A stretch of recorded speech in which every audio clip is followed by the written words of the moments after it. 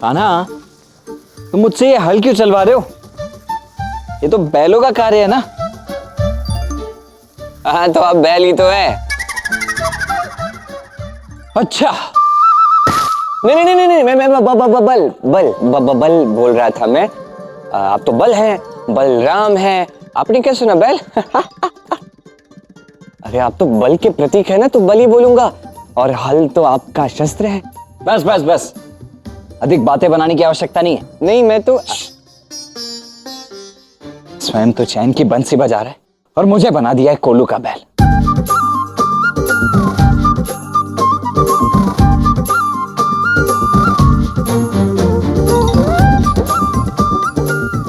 देखो तो हल और बल साथ में कितने अच्छे लगते हैं। वाह वाह वाह।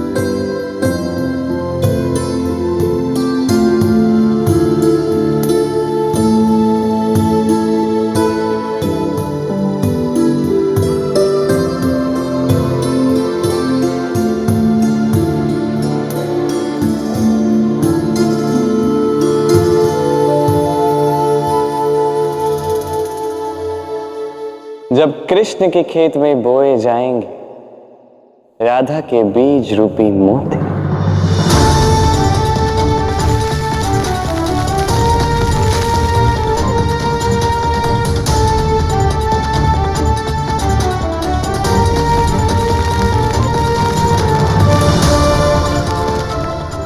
तब ये ब्रह्मांड देखेगा पहली बार मोतियों की खेती।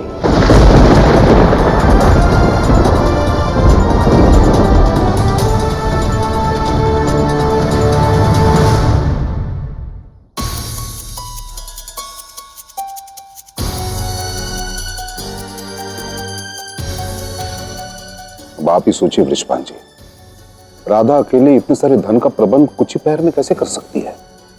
इस समस्या का समाधान नहीं मिल सकता।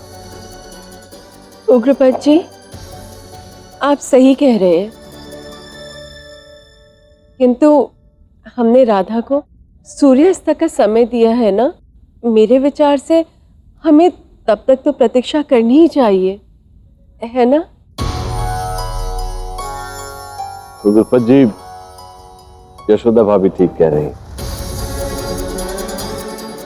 हमें सूर्यास्त तक प्रतीक्षा कर लेनी चाहिए।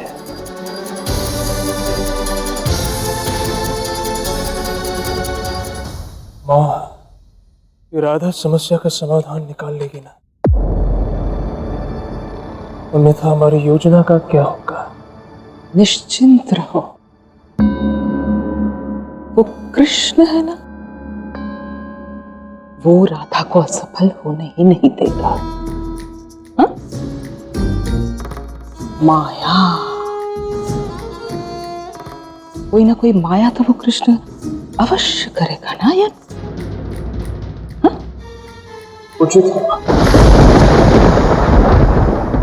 संध्या होने को आई है और अभी तक मेरी समस्या का कोई समाधान नहीं मिला।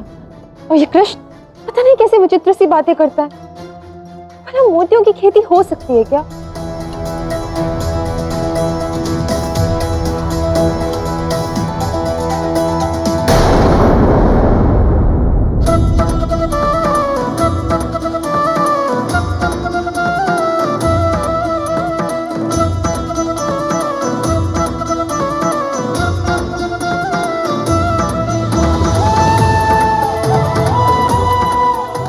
हे नारायण, ये क्या है?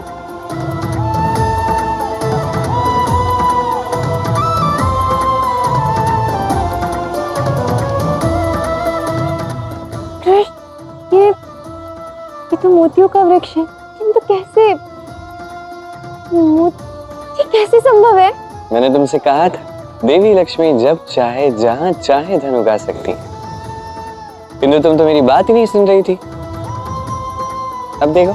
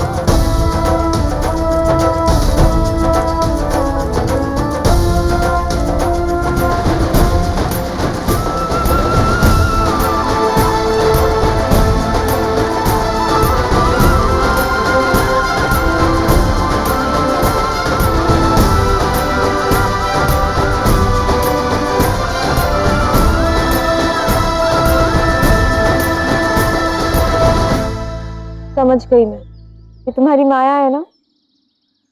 चलो हटाओ अपनी माया।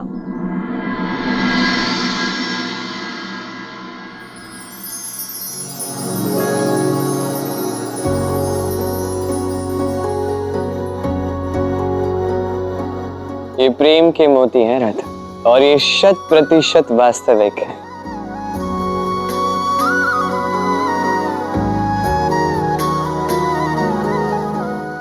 ये स्थान वास्तविक है, और आने वाले समय में ये स्थान मोती कुंड के नाम से जाना जाए, नाम से जाना जाए, नाम से जाना जाए।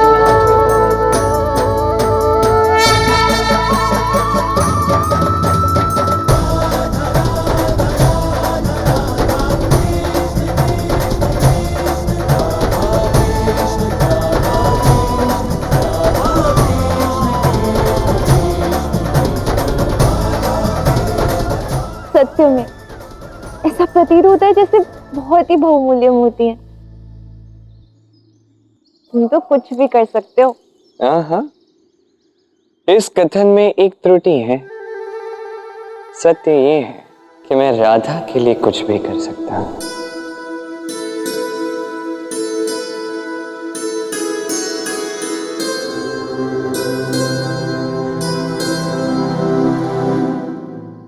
सच में अब मुझे मेरी समस्या का समाधान तो मिल ही गया। चलो अब सूर्यास्त होने वाला है, चलते हैं। राधे,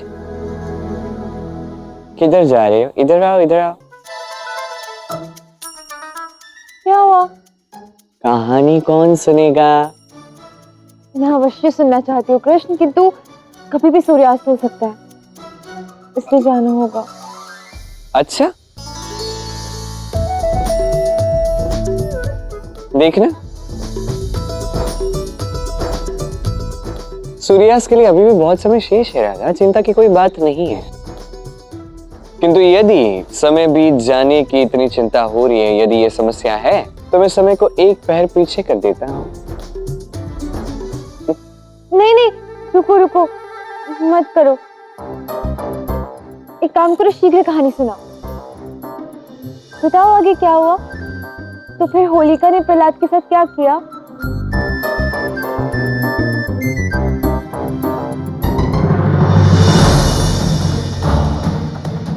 भ्राताश्री, आपकी इस चिंता का समाधान है मेरे पास। मुझे ब्रह्मा का वरदान है कि अग्नि मुझे नहीं जला सकती। आप केवल एक चिता का प्रबंध कीजिए, मैं स्वयं उस प्रहलाद को लेकर उस चिता पर बैठ जाऊंगी, और जब तक आपका वो दुष्ट नारायण भक्त पुत्र जलकर भस्म नहीं हो जाता, तब तक उस चिता पर से नहीं उठूंगी। उचित कह रही हो बहन होलिका। तुम उस प्रहलाद को लेकर चिता पर बैठ जाओ और उसे भस्म कर दो। जाओ।